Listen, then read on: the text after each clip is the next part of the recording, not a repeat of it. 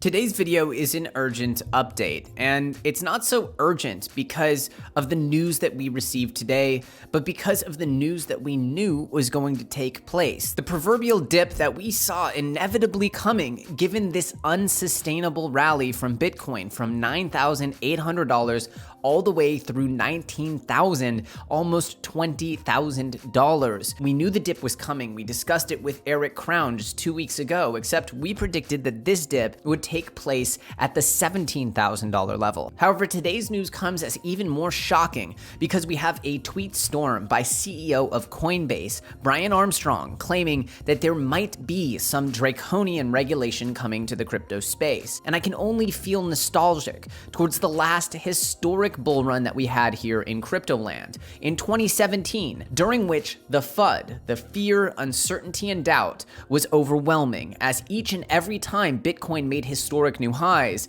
a new story about government crackdowns, sweeping regulation, some kind of boogeyman scenario seemed to sweep through the industry. And for that reason, it has become the norm that the boogeyman scenario tends to emerge as soon as crypto seems to be indestructible. And so in crypto, as in sports, 90% of the game is mental. And much of the time in crypto, you're grappling with your own desire to trade against yourself. And so, while I never give financial advice on this show, I simply give my own explanations. I believe strongly that today is another proud installment in a long history of events that try to shake crypto sellers out of their positions and forget about the magic, the disruptive revolution that is happening here in this industry. It's about giving another chance to build wealth, to build economic soundness into our world that was stripped of us through the fiat currency system. And regardless of what regulations, which of course there will be some that come to this space,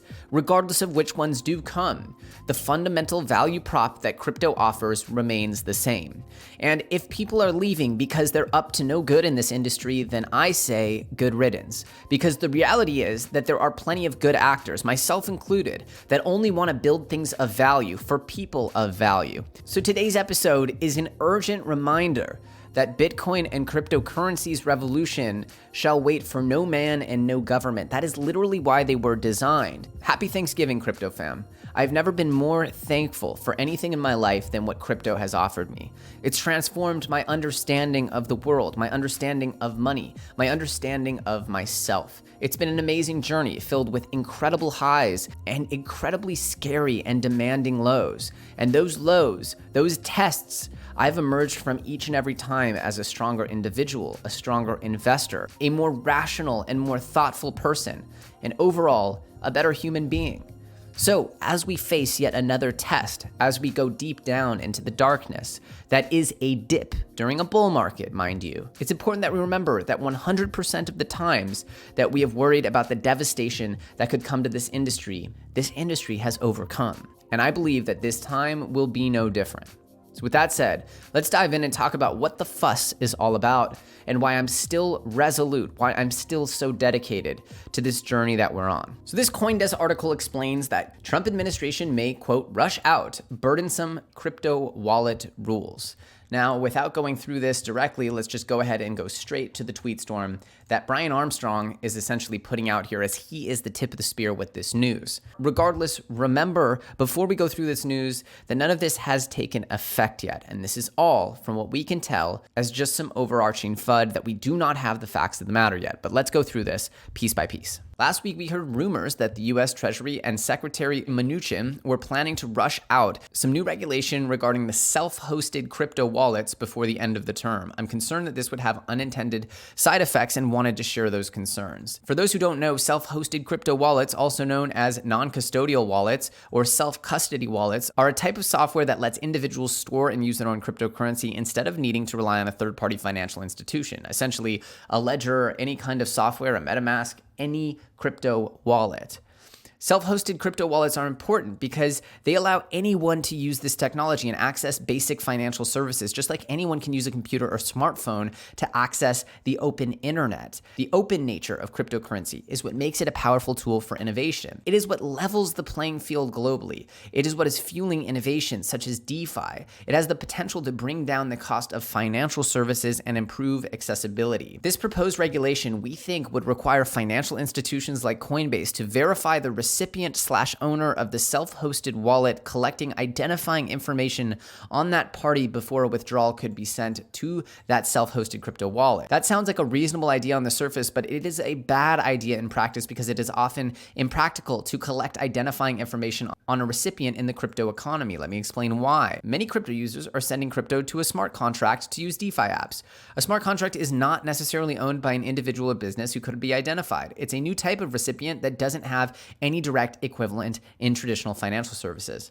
Many crypto users are sending crypto to various merchants online, paying for goods and services. Does it make sense to require customers to verify the identity of a business before they can buy a product there? Many crypto users are also sending crypto to people in emerging markets where it's difficult or impossible to collect meaningful KYC information. Some of these individuals are living in poverty and may not have any permanent address or any form of government ID. Many crypto users are using their crypto with new types of applications online. Imagine if every time you wanted to upvote some content on Reddit or transfer an item in a game, you were hit with a form asking you to verify the recipient. Finally, many recipients in the US or abroad who value their financial privacy may simply not want to upload more identifying documents to various companies which could be hacked or stolen. This additional friction would kill many of the emerging use cases in crypto. Crypto is not just money, it is the digitization of every type of asset. Given these barriers, we will likely see fewer transactions from crypto financial institutions to self-hosted wallets. This would effectively create a walled garden for crypto financial services in the United States, force US consumers to use foreign unregulated crypto companies to access these services, and long-term, I believe this would put America's status as a financial hub at risk. Just like the US benefited enormously from embracing the open internet, it should embrace the open crypto networks and allow US citizens to move their own money freely in the emerging crypto economy. If this crypto regulation comes out, it would be a terrible legacy and have a long-standing negative impacts for the US.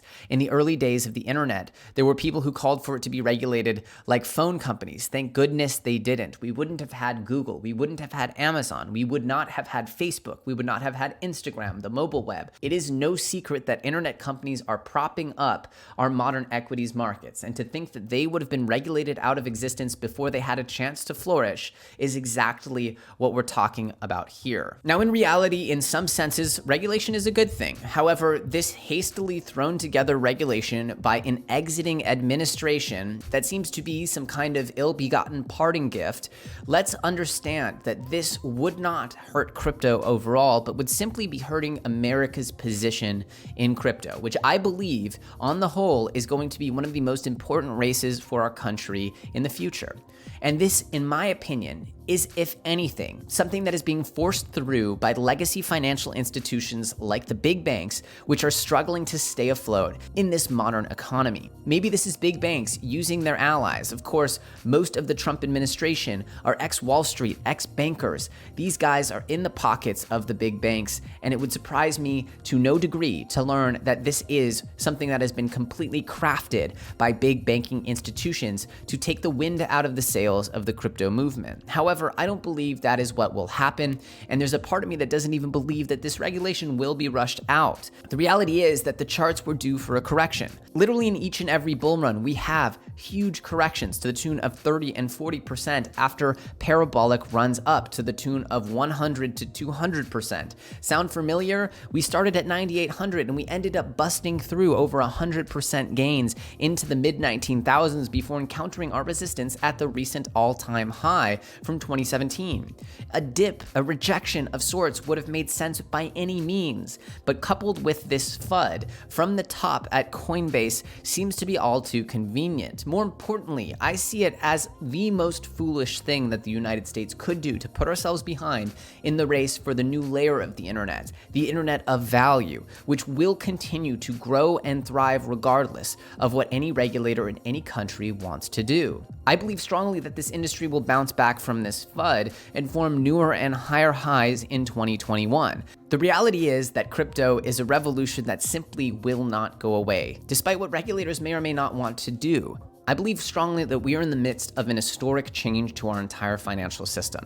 It's going to be messy. These are some of the most powerful people in the world that are having huge disruptions to the status quo. But I believe that while this may tremendously affect Coinbase, the global revolution that is cryptocurrency will simply keep going. It will shift shape, and like water, it will find a way. With something so decentralized as the blockchain, they're going to be very hard pressed to stop people from self-hosting wallets. This is yet another dose of huge FUD at a perfect time when the market was needing a bit of a cool down. And if you ask me, this is going to be looked back on like the Chinese Bitcoin ban of 2017, which sent everybody scrambling as China was really the hub of Bitcoin at the time. The reality is that we just do not really know what's going to happen here. And until we have some very clear guidelines, until we see that crypto is actually being affected in a material way by this, it is all just FUD. And I personally will be carrying on, excited, thankful for each one of you and thankful for this journey. Each time we're challenged, like we were with the DeFi bubble that burst back at the end of August, we rebuilt and came back stronger. And I know personally, my community and I have had our strongest month ever throughout the beginning of November and the end of October. And that is truly exciting when you think of how many doomsdayers there were in the market during September. And so to me, I see the glass as not only half full, but brimming over with opportunity. And I do believe that we have our best days ahead of us as always. So with that, I want to thank you guys all for watching, tuning in, and as always, I'll be here keeping you informed each and every day about the most important topics in our community. And when things get tough, it's important that we remember why we're here in the first place, which is to bring more justice, liberty, freedom, and prosperity to the entire world. With that said, I thank you guys so much for watching. My name's Ellio Trades. I'll see you very soon on the next episode.